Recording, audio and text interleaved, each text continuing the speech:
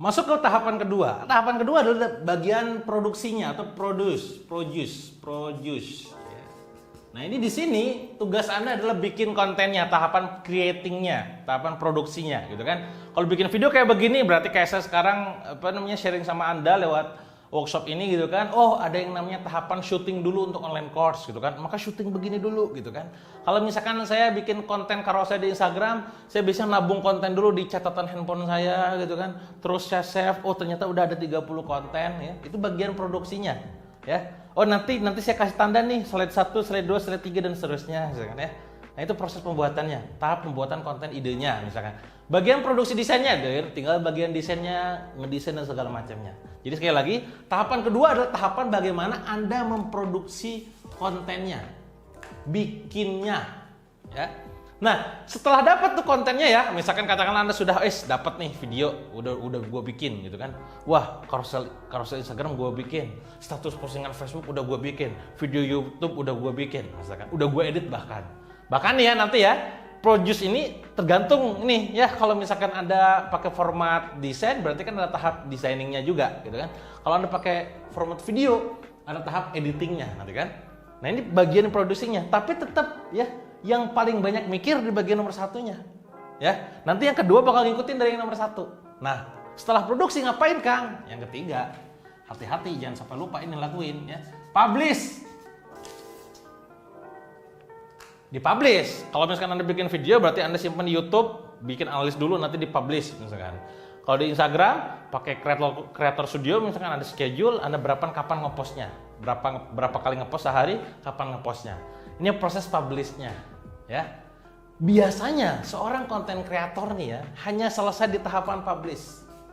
3 tahap. Gak masuk ke tahapan nomor 4. Makanya kenapa kalau bikin konten video, viewnya kecil. Kenapa kalau bikin konten carousel Instagram view-nya, like-nya, engagementnya kecil gitu kan. Kalau bikin konten di Facebooknya kecil juga, komentar, like, dan share-nya. Kalau bikin artikel di website, maka itu juga jadi kecil, view-nya dan juga visitingnya gitu kan, visitornya. Kenapa? Karena tidak ada tahapan yang ketiga, keempat. Apa itu? Keempat, promote.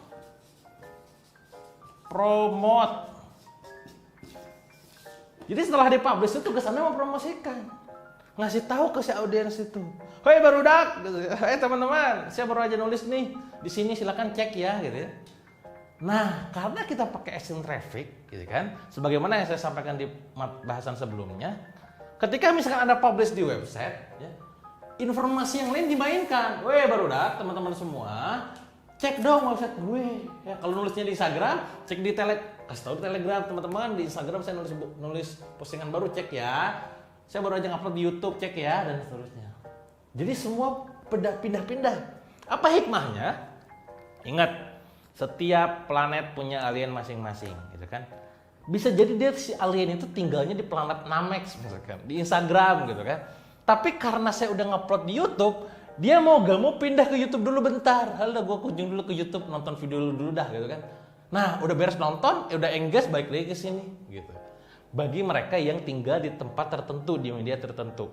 Bagi mereka pun yang misalkan katakanlah menggunakan semua media, tentu bakal makin loyal sama Anda. Dia gak ada waktu untuk ngurusin ataupun untuk melihat konten kreator yang lain.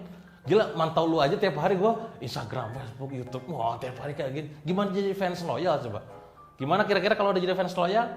Ya kalau misalkan nanti Anda tiba-tiba ngejualin jeder, dibeli. Gitu kan? Nah itu hikmahnya kalau misalkan Anda punya pakai strategi extreme traffic dan pastinya nanti bagian extreme konten, gitu kan? Apa itu extreme konten? Nanti setelah tahapan nomor 5 saya akan jelasin ya. Nah nomor 5 adalah tahapan, nah ini rata-rata juga beresnya tuh di bagian promo. Gue udah promote, view gue udah di YouTube udah 10.000 misalkan. Instagram gue udah di like 30.000 orang misalkan. Misal gitu kan. Merasa puas beres. Nah tahapan nomor 5 kelupaan, apa itu tahapan proof. Apa itu tahapan proof? Tahapan membuktikan bahwa plan Anda dan ukuran data-data yang tersedia sesuai dengan apa yang Anda inginkan. Ya. Jadi cek, kan tadi tujuan di plan itu komen. Cek di sini, komennya banyak gak? Kalau banyak, berhasil pola gue, diulangi lagi. Ya. Ternyata komennya dikit gitu kan, malah kok malah save-nya yang banyak gitu kan. Wah, ini salah strategi gue nih kayaknya. Di bagian mana? Direvisi lagi next berikutnya, baca lagi di sini. Terus makanya dari sini data dari proof ini akan dipakai buat plan. Paham? Ya, paham ya? Jadi cek, oh berarti orang followers gua, audiens saya, subscriber saya, penonton saya itu lebih suka konten yang begini, jadi bikin terus-terusan gitu. Ya, saya kerasa banget ya pada saat saya bikin konten di YouTube, bikin konten bedah bisnis, tiba-tiba ada pandemi gitu kan, saya gak mainin konten bedah bisnis lagi. Follower saya untuk bicara view-nya itu drop banget. Dari biasanya tuh sekali upload 100.000 view, 200.000, 300.000 view gitu kan. Jadi langsung cuma puluhan ribu doang. Bahkan ada yang berapa cuma ribuan doang. Karena mereka sudah terbiasa dan nyaman dengan bedah bisnis, tiba-tiba dikasih tip bisnis yang standarnya, misalkan katakanlah Flipchart begini, gak hidup. Gak ada kamera berjalan gitu kan. Dan gak relate sama mereka gitu. Bayangin, hal sepele doang. Dari formatnya doang itu ngefek ke mereka gitu. Padahal isinya bisa jadi sama loh ilmu bisnis gitu kan, tapi beda formatnya gitu. Nah sekarang tugas Anda adalah setelah mempromot, memproofkan ya, ngecek data-datanya supaya dipakai di plan. Nah teman-teman semua, tadi kan saya bicara tentang namanya extreme content skills kan. Apa itu extreme content? Intinya adalah bagaimana cara Anda memainkan workflow konten Anda. Ingat di video sebelumnya saya sudah bahas tentang extreme traffic, bagaimana Anda menggunakan media promosi yang sesuai dengan natural ataupun kaidah dari produk Anda. Ya, kalau misalkan produk dibutuhkan pakainya ini, kalau yang diinginkan pakainya ini, yang ditawarkan ini dan seterusnya. Nah, termasuk konten. Konten itu kita bikin jaring-jaringnya juga gitu. Misalkan Anda bikin konten nanti di Instagram, di Facebook misalkan. Ya, di YouTube. Ya, misalkan terus lagi di blog. Gitu, misalkan. Terus di WA, misalkan di TikTok, misal gitu ya, di TikTok, gitu ya. Suatu ketika katakanlah Anda mulai mempublish ya video di YouTube, misalkan di sini nih, YouTube. Pada saat ini dipublish, Anda informasikan ini di blog di blog mungkin tidak bisa langsung harian ya, mungkin informasikan di Instagram, IG Story, diinformasikan di Facebook. Ya, diinformasikan di WA story misalkan. Ini sama ini enggak apa-apa. Karena kalau blog kan Anda harus effort ngetik ulang gitu kan. Kalau TikTok Anda harus bikin sengaja doang nggak bisa. Kalau ini kan bisa pakai WA story. Ya, ini bisa pakai story. Ini pakai story. Ini pakai misalkan FB status misalkan. Informasikan video di YouTube dengan lewat Facebook status, story IG, story WA misalkan. Contoh ya. Lanjut, misalkan Anda bikin artikel di blog. Ya, baru nih track bikin, informasikan di story WA, ya. Terus di sini misalkan di community Facebook, community YouTube, di YouTube tuh di tabnya ada bagian community. Teman-teman, saya baru aja bikin blog terbaru, tulisan terbaru, artikel, silahkan cek ya, kasih tahu di sini misalkan. Atau misalkan di IG lewat story juga, atau mungkin bisa jadi lewat bio link, termasuk juga di Facebook lewat status, TikTok misalkan enggak misalkan. Kalau misalkan Anda upload katakanlah di TikTok misalkan, Anda bisa kasih tuh dari sini ke sini ke situ dan seterusnya. Paham ya? Nah, dengan begitu nanti si traffic itu pindah-pindah.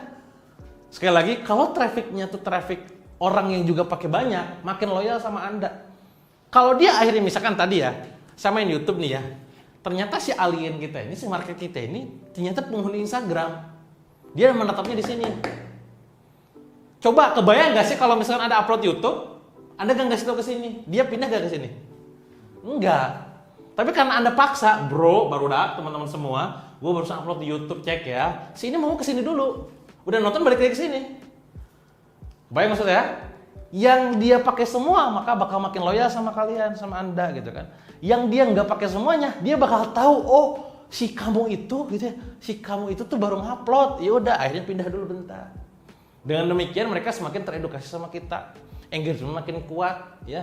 Ingat, goalnya konten itu bukan langsung closing loh ya, tapi goalnya konten itu bagaimana cara kita itu diketahui oleh dia, keberadaannya, eksistensi kita, value-value kita, manfaat dari kita dan manfaat dari produk-produk kita. Nanti kalau bicara masalah copywriting itu di bagian copy, nanti di bagian copywriting. Tapi setidaknya dengan begini, Anda sekarang paham.